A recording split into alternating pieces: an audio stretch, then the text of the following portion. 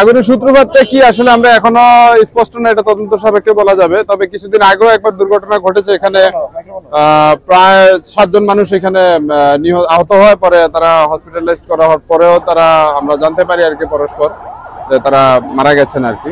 আজকেও আবার এখানে দুর্ঘটনা ঘটে। আসলে কি কারণে কিছুদিন পর পর এই পাম্পে দুর্ঘটনা ঘটছে আসলে কারণটা স্পষ্ট করে আমরা বলতে পারছি না।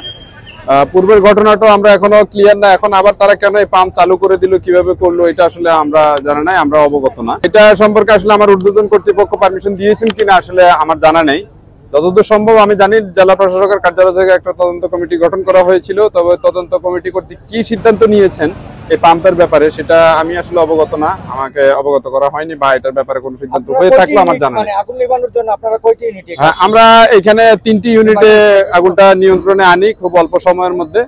যাক, আল্লাহর মেহেরবানি, আজকে কেউ আহত হয়নি, এই পর্যন্ত আমরা কোনো সংবাদ পাইনি। কেউ আহত হয়েছে বলে আমরা জানি না, আমরা খুব অল্প সময়ে নিয়ন্ত্রণ করতে সক্ষম হই। তবে আজকের দুর্ঘটনাটা অনেক বড় হওয়ার সম্ভাবনা ছিল, যেটা আসলে খুব ঝুঁকিপূর্ণ ছিল, যেখানে বিস্ফোরণ ঘটার সম্ভাবনাও রয়েছিল। কিন্তু এখানে কয়েকটা বিস্ফোরণ ঘটে আমি আসার পরে। যাক, আপনাদের সকলের মেহেরবানি এবং আল্লাহ পাকের অশেষ ইচ্ছা যে আসলে খুব দুর্ঘটনা। এটা আসলে কিভাবে ঘটেছে আসলে তা কর্তৃপক্ষের কাউকে এখন পাচ্ছি না আমরা। আসলে তারা যারা উপস্থিত ছিল তারা কেউ এখন আমাদের সামনে ফেস করছে না, কাউকে আমরা পাচ্ছি না। আমরা যেটা ধারণা করছি হয়তো তারা রিফিলিং করার টাইমে হয়তো ঘটনাটা ঘটে থাকতে পারে আর কি, যেটা আমার ধারণা করছি আর কি।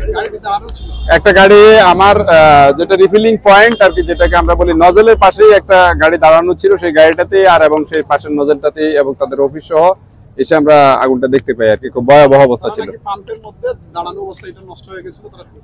এই বিষয়ে আমি তো এখানে পূর্ব থেকে ছিলাম না, আমি বলতে পারবো না। কিন্তু তাদের বক্তব্য যদি তারা বলে থাকে যে পূর্ব থেকে দাঁড়ানো ছিল, সেটা আমি জানি না। তাদের কাউকে পাইনি এখন পর্যন্ত, কেউ আসলে কেউ আসেনি। আমি Mohammad Belal Hossain, senior station officer. আমি তালতলা সিলেট সদর ফায়ার স্টেশনের দায়িত্বে। এটা আসলে ক্রমাগতই ঘটনা ঘটে আসতেছে। আসলে এখানে তাদের ল্যাকেজ গুলি কি কি আছে আসলে এটা আসলে ফাইন্ড আউট করার পরেও তারা এই ল্যাকেজ গুলোকে আমরা সমাধান করার জন্য তাদেরকে বলি। এখন কর্তৃপক্ষ তারা যদি এখানে সমাধান না করে, তারা যদি আবার পুনরায় চালু করে, দুর্ঘটনা বারবার ঘটতেই থাকবে। এটাই হলো এটার নিয়ম। যদি আপনি কোনো কিছু ব্যবহার করেন সেটা পরিপূর্ণভাবে ব্যবহার করার জন্য আমরা বলবো, কিন্তু তারা আসলে সেটা পরিপূর্ণভাবে সেটা আসলে তারা রিপেয়ার করে তারা ব্যবহার করছেন কিনা সেটা সম্পর্কে আসলে আমরা অবগত না আর কি। গাড়িটা সম্পূর্ণ আপনার ডিসকালার হয়ে গেছে, অর্থাৎ এটার যে কালার ছিল আর কি, কোন উপজেলার বা কার এটা আমরা আসলে এখনো আইডেন্টিফাই করতে পারিনি, কাউকে পাচ্ছি না এই মুহূর্তে, সেটা হলো মূল কথা। গাড়িটা এই যে অবস্থায় দেখেছি দাঁড়ানো অবস্থায়, যেটা রিফিলিং করার জন্য যেভাবে পজিশনে দাঁড়ায় সেই অবস্থায় পেয়েছি আর কি গাড়িটাকে। খবর পেলাম যে এখানে আগুন ধরেছে এই পাম্পে, এর আগেও ধরেছিল। আমরা তাৎক্ষণিক আসলে সবাই আতঙ্কিত হয়ে যায়, এলাকার মানুষের ক্ষয়ক্ষতি হবে ভেবে আমরা তাড়াতাড়ি চলে আসলাম। আসার পর দেখলাম লোকজন আগুন নিবানোর চেষ্টা করছে, দমকল বাহিনীও এসেছে। এসে সবার সহযোগিতার কারণে বা দমকল বাহিনীও ভালো কাজ করেছে এখানে আসতে, করার পরে এই অগ্নিকাণ্ডটা নিয়ন্ত্রণে আনা সম্ভব হয়েছে। আমরা আসলে এই ব্যাপারটা জানি না, এখানে তো নির্দিষ্ট কর্তৃপক্ষ আছে এগুলো নিয়ন্ত্রণ করেন, যারা অনুমোদন দেন। পেট্রোল পাম্প তো চাইলেই আপনি এলাকায় দেয় না, এগুলো একটা নির্দিষ্ট কোম্পানি আছে বা সরকারের নির্দিষ্ট প্রতিষ্ঠান আছে, ওনারা দেখে শুনে নিশ্চয়ই অনুমতি দিয়েছেন।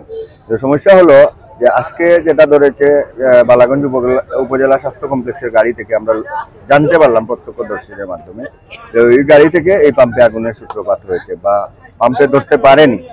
আল্লাহর হয়তো অশেষ মেহেরবানি, যদি এখানে পেট্রোল ছিল, যদি পেট্রোলে আগুন লাগতো, তাহলে পেট্রোলে আগুন লাগলে কি হতো, এই পাম্পটা এখানে হয়তো বাস্ট মারতো, জনগণের প্রাণহানি হতো।